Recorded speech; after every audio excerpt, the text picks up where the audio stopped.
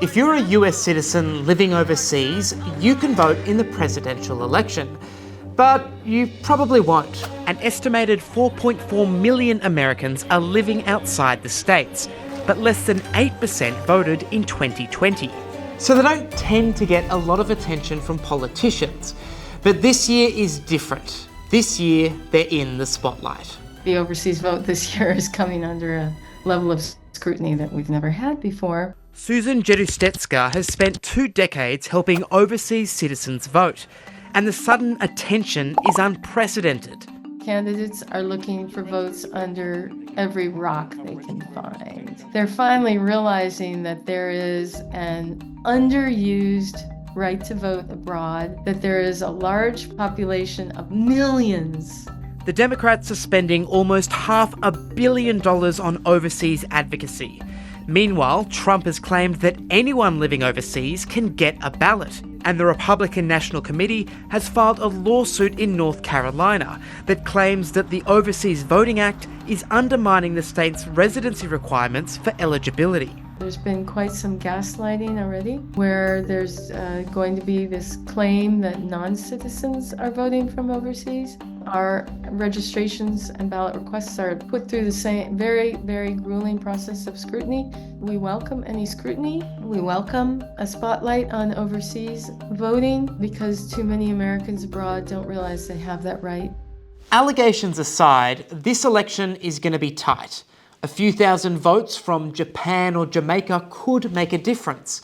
So why don't expats vote? It's already a little bit more complicated in America to vote than it is in a lot of other places. And then when you're living abroad, the rules aren't always clear and obvious. You know, some states have different rules and requirements for eligibility in terms of residency. And those kinds of institutional bureaucratic barriers just get in the way of participation in a lot of instances. North America and Europe have the most expats, but there are significant US communities in Australia, Japan and Taiwan. But voting varies from place to place. A quarter of US citizens in Germany voted in 2020, but only 3% did in Hong Kong. The US Vote Foundation has developed online resources to help expats navigate the electoral system.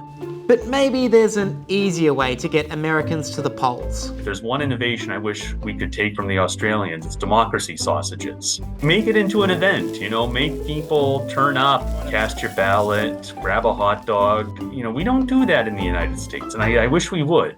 Whatever the result, this election is likely to have lasting impacts in Asia. China's relationship with the States is rocky at best, and the region is full of potential catalysts for conflict, from the South China Sea to Taiwan and trade. And for those living in Taiwan, like Trent Jackson, having a say on who decides US foreign policy is essential. From both political parties, there's always been strong support for Taiwan. But it is worrying when sometimes maybe Trump will say Taiwan is stealing semiconductors from the US, or Taiwan is a bargaining chip with China. Yeah, I can't vote at all in Taiwan. So it's my one chance to voice my opinions, my political opinions, and my rights as a citizen.